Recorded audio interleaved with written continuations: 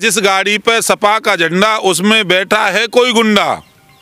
जिस गाड़ी पे सपा का झंडा उसमें बैठा है एक गुंडा। ये कौन कह रहे थे? चौधरी अजीत सिंह जी, उस समय राष्ट्रीय लोकदल के अध्यक्ष थे। वही जालीदार टोपी, छोटे भाई का पजामा, बड़े भाई का कुर्ता पहन करके वहाँ केवल इसलिए आ गए कि योगी जी का विरोध करना है, भारतीय जनता पार्टी का विरोध करना है, मोदी जी का विरोध करना है। इनका कोई एजेंडा नहीं था। आरएलडी का सपा के साथ गठबंधन हो गया, क्या फर्क देख रहे हैं? देखिए, जाट एक महान राष्ट्रभक्त कौम है। देश की आज़ादी में लीजिए, और देश की आज़ादी से पहले जब जब युद्ध हुए, सब युद्धों में बढ़ चढ़ कर देश के लिए जाटों ने कुर्बानी दी है। और संघर्षशील कौम है, अपने अधिकारों के लिए लड़ना भी जानते हैं, अपने देश के लिए लड़ना भी जानते हैं। इतने बुद्धिमान भी हैं, समझदार भी हैं, किसी के बहकाए में नहीं आ सकते। वो जानते हैं प्रदेश के लिए योगी जी ने क्या किया है। तो जाट अपना पूरा मन बना चुके हैं, उनके मन में बैठा हुआ है योगी और मोदी। और 2019 में आपने देखा ही आरएलडी के चौधरी जैन जी का क्या परिणाम आया बागपत से, आप सब जानते हैं। तो वो तो आज जातिवाद में नहीं आने वाले हैं। लेकिन सर, आरएलडी और सपा का तो गठबंधन हो गया, दो वोट बैंक एक साथ हो रहे हैं। चौधरी अजीत सिंह जी आज इस दुनिया में नहीं है। और मैं उनका एक वीडियो देख रहा था अभी, उन्होंने कहा था जिस गाड़ी पे सपा का झंडा उसमें बैठा है कोई गुंडा। जिस गाड़ी पे सपा का झंडा उसमें बैठा है एक गुंडा। ये कौन कह रहे थे? चौधरी अजीत सिंह जी, उस समय राष्ट्रीय लोकदल के अध्यक्ष थे। और ये बयान चौधरी जयंत ने भी दिया कि दुनिया में सबसे बड़ा भ्रष्टाचार, गुंडागर्दी, अपराधीकरण, बलात्कार, अपहरण कहीं होते हैं तो अखिलेश यादव की सरकार में होते हैं। तो ये जानते हैं यहाँ के सब क्षेत्रवासी, सबको पता है। वो जवाब देंगे चुनाव में। ईवीएम जब दबाएंगे तो कमल का ही निशान पकड़ेंगे। वो हैंडपंप तो सूख गया, पानी खत्म हो गया। आज एक एमएलए नहीं है पूरे देश के अंदर, क्या करेंगे ये? तो सब समझदार लोग हैं और भारतीय जनता पार्टी के साथ वोट करने वाले। इस तरह से एसकेएम जो कमेटी भारत सरकार से बात करने वाली है, राकेश टिकैत को उसमें हिस्सा नहीं बनाया गया, कैसे आप देखते हैं इसको? देखिए, राकेश टिकैत कोई किसानों के लिए आंदोलन नहीं कर रहे थे, उनका अपना राजनीतिक एजेंडा है। हम तो पहले दिन से इस बात को कह रहे थे कि ये इनका किसान आंदोलन नहीं है, चुनाव आंदोलन है। उनका लक्ष्य है उत्तर प्रदेश चुनाव। और जो किसान भाई हैं वो समझ गए होंगे, और किसान नेता, उनकी ये बात समझ में आ रही होगी कि चुनाव के लिए आंदोलन किया जा रहा है। तो हो सकता है इसी कारण से उनको वहाँ नहीं बुलाया जा रहा हो। उनका एक एक काम तो सरकार विरोधी है। लेकिन सर, जिस तरह से भारत सरकार ने तीनों कृषि कानून वापस ले लिए, राकेश टिकैत आखिर उठना क्यों नहीं चाहते? अगर हम बात करें 22 जो संगठन है वो तो उठना चाहते हैं, ये क्यों नहीं उठना चाहते, क्या वजह है? देखिए, सरकार की तरफ से कोई कमी नहीं है। मोदी जी ने कहा कि हम देश के किसानों के एक वर्ग को नहीं समझा पाए, चलो कोई बात नहीं, हम क्षमा मांगते हैं। मोदी जी कोई सामान्य व्यक्ति नहीं है। मोदी जी आज दुनिया के सबसे बड़े लीडर हैं, सबसे लोकप्रिय नेता वो हैं। वो आकर के देश से माफ़ी मांग रहे हैं, किसानों से जो नहीं समझ पाए उनसे माफ़ी मांग रहे हैं आकर के। उसके बाद तो कोई रास्ता रह नहीं जाता।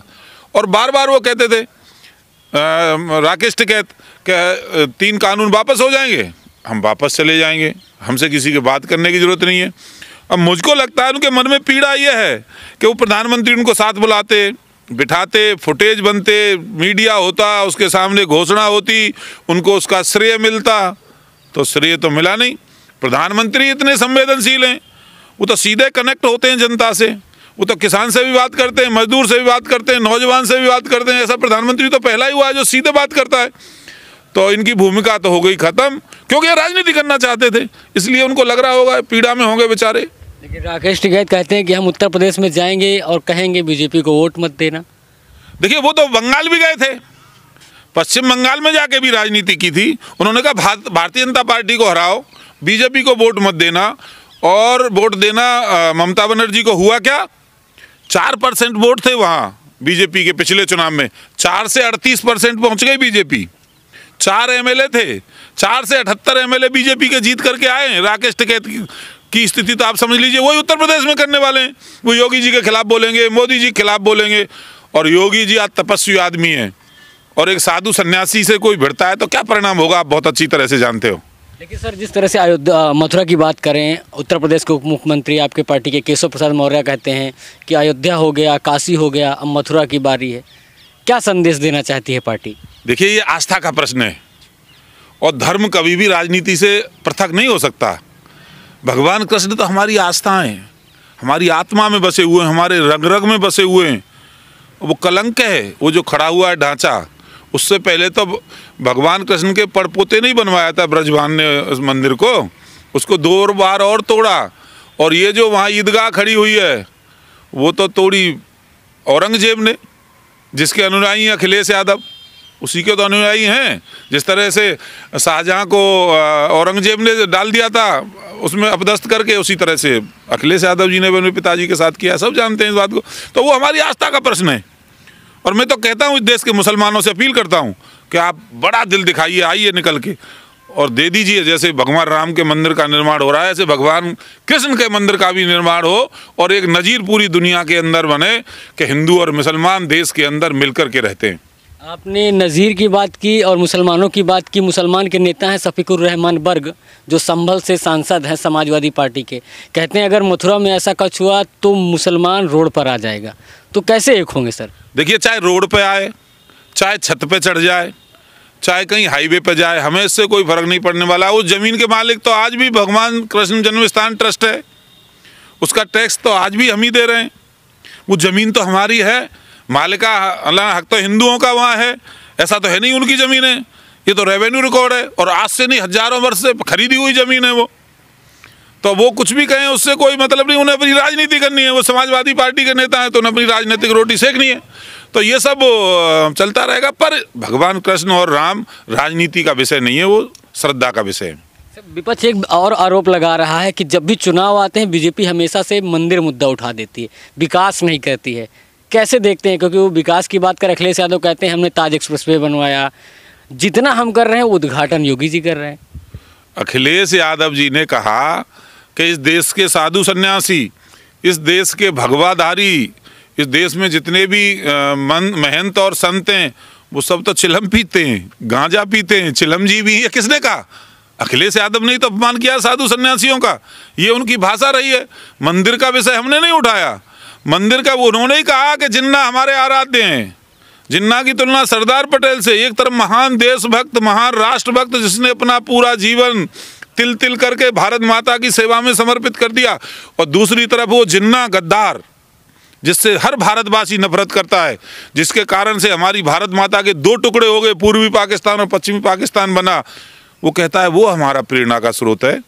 तो अखिलेश यादव की बुद्धि पर तो मुझे तरस आता है। वो जिन्ना के अनुयायी हैं। समाजवादी पार्टी का नाम बदल के अब जिन्नावादी पार्टी कर तो रहे, वो उन्होंने किया है ना ये सब। तो ये सब जान रहे हैं नौजवान, उनको जवाब देंगे अभी 2022 में, समझ आ जाएगा क्या परिणाम आने वाला है। अच्छा सर, आपने लास्ट क्वेश्चन पूछ लेता हूँ। तो टिकैत साहब, आखिरकार आपने एक सवाल का जवाब नहीं दिया। टिकैत साहब जिस तरह से एसकेएम मीटिंग से निकाल गए, तो एक ये नहीं होता है कि टिकैत साहब को बाइकआउट कर दिया गया है, एसकेएम ने पूरा का पूरा जो किसान मोर्चा है उसको हाईजैक कर लिया है? देखिए, उनकी मानसिकता खराब है। किसानों के प्रति बिल्कुल संवेदनशील नहीं है, देश के प्रति बिल्कुल संवेदनशील नहीं है। उनका अहंकार चरम पर है। अहंकार की उनकी भाषा, अपमानजनक भाषा, उसे इस देश का कोई नागरिक पसंद नहीं करता है। 2 बार चुनाव लड़े, दोनों बार जमानत जब्त हो गई। आप देखिए ना लोकप्रियता, 2 बार चुनाव, दोनों बार जमानत जब्त हो गई। कभी कांग्रेस से, कभी आरएलडी से, कभी इससे, कभी उससे। तो उनका अपना राजनीतिक जीवन है, उसमें वो विफल हो रहे हैं। सोच रहे हैं इस बार कहीं से दाव लग जाता, कहीं से चुनाव लड़के या तो विधायक बन जाते या एमपी बन जाते, तो लग रहा होगा कि मेरी तो ये दुकान नहीं चलने वाली है, इसलिए व्यथित होंगे, फ्रस्ट्रेशन में होंगे। अब हो सकता है उन्होंने इसी कारण से उनका बहिष्कार किया हो। मुजफ्फरनगर की आपने रैली देखी थी, कितनी भारी मात्रा में लोग आए थे, कह रहे थे अल्लाह अकबर के नारे भी लगे। रैली में जो समुदाय था उसको लेकर बड़ी चर्चा थी। आखिरकार इतनी जनता आई कहाँ से अगर टिकैत साहब के साथ नहीं है?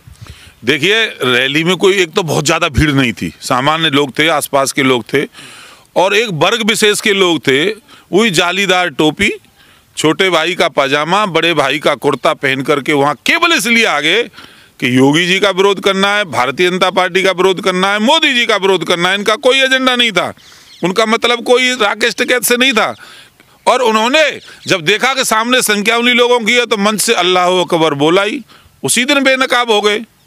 उसी दिन बेनकाब हो गए। उसी दिन से लोग घृणा करते हैं, कोई पसंद नहीं करता है उनको। अब देखना चुनाव लड़ेंगे तो क्या परिणाम आएगा। तो दोस्तों ये थे हमारे साथ राजेश चौधरी जी, पश्चिम के बहुत बड़े नेता हैं। और एक बात कहें, इनकी जो ज़मीनी पकड़ है आप समझ सकते हैं। जाटों को लेकर जिस समय पश्चिम उत्तर प्रदेश में खासकर चर्चा है कि राकेश टिकैत जाटों के बहुत बड़े नेता हैं। अगर राजेश जी की बात करें तो पश्चिम में इनका काफ़ी प्रभाव है। अगर जाट समुदाय से आते हैं, चौधरी हैं, तो इन्होंने बता दिया कि राकेश टिकैत का आखिरकार अगर फील्ड की बात करें तो क्या महत्व है। तो दोस्तों बने रहिए द न्यूज़पेपर के साथ। मैं हूँ राजवीर शाह। जय हिंद।